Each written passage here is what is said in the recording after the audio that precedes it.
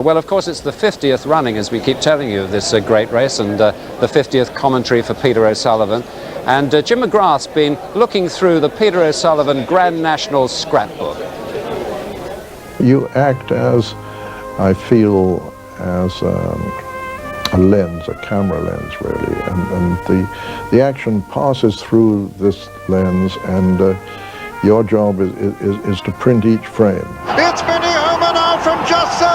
Minnie Homer was Just So putting in a tremendous challenge towards the near side. Minnie Homer and Just So as they race towards the line.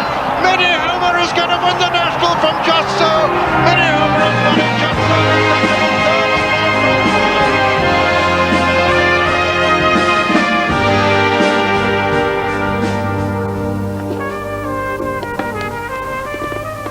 Let's see what we've got here.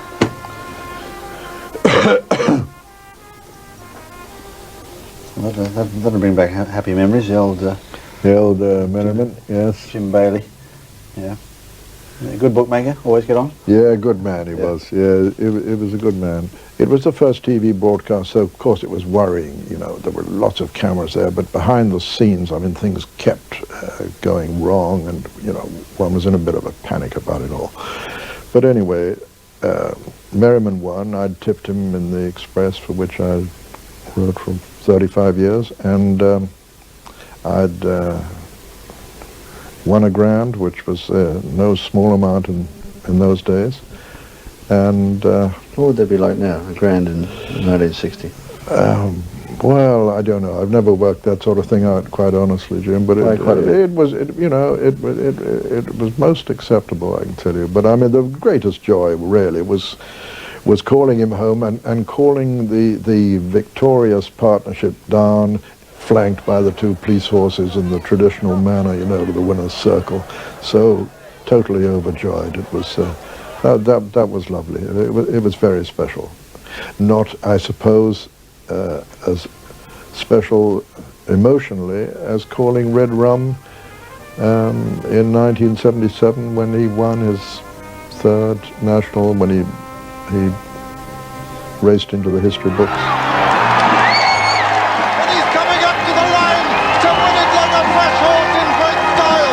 His hats off and a tremendous reception. You've never heard one like it at Liverpool. Red Rum wins the national.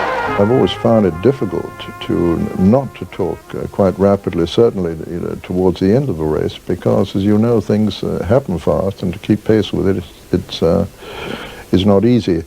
I think in the early days I was said to become rather incoherent, but it always used to be a matter of competition between the sound effects engineer and the commentator. He wanted to assert his presence by bringing up the roars of the crowd, and you obviously wanted to translate what you thought was the correct action into words, racing to the line. So you were both competing with each other, as it were. I'll give you a test here. Davy Ladd's colours. Who? Davy Ladd. Davy Ladd. I'll tell you what, there's some brown in that. Yes. He won the Gold Cup. Mick O'Toole trained. Yeah. Some brown and white. Brown and cream check, brown sleeves and cap. Well, there you are, brown and white. That's not bad, is it? No, one more here. 77, it's only 20 years ago. From about 1962, I started to do charts, and I got little stickers and stamped the outline of a rider and put them on a board. I mean, that's last year's, and as you know, it's much easier to learn a colour than to unlearn it.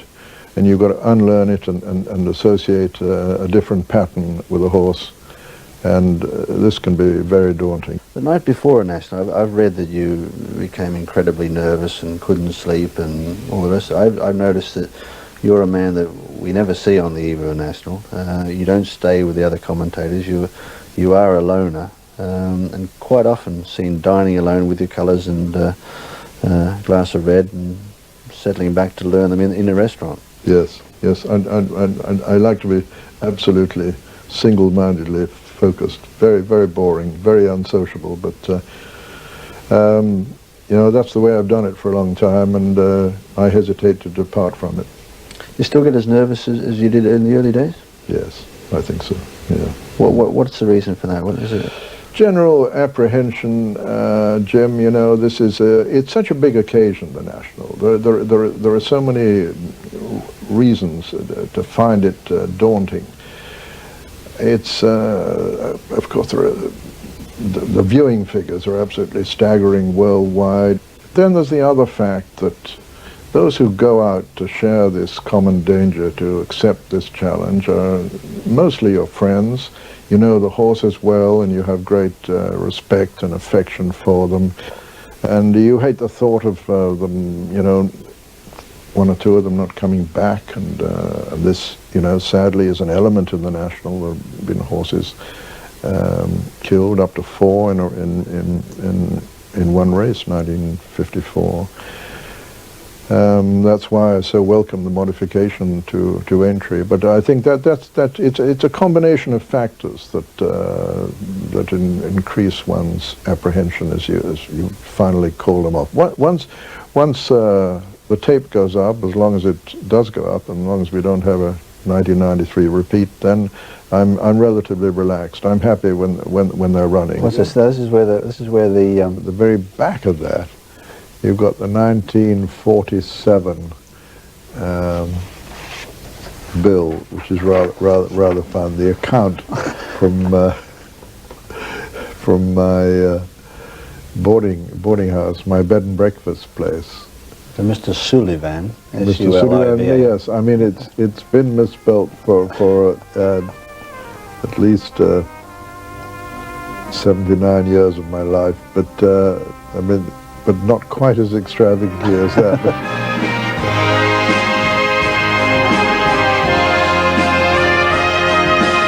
The marvelous thing about the National is that, you know, there's always a story, always a romantic story.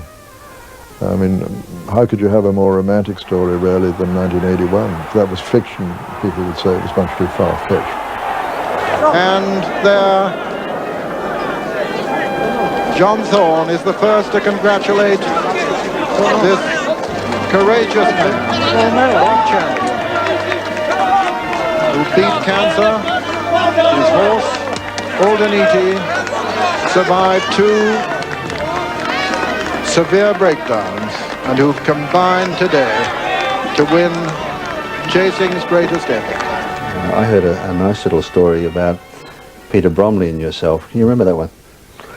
Oh yes, that was when Peter used to more or less assist Clive and I in any area. You know, he'd take over the paddock or he'd take over commentary when necessary. I mean, you know, he was absolutely era. And in '58, Peter had an opportunity to go to sound, to go to radio, that is.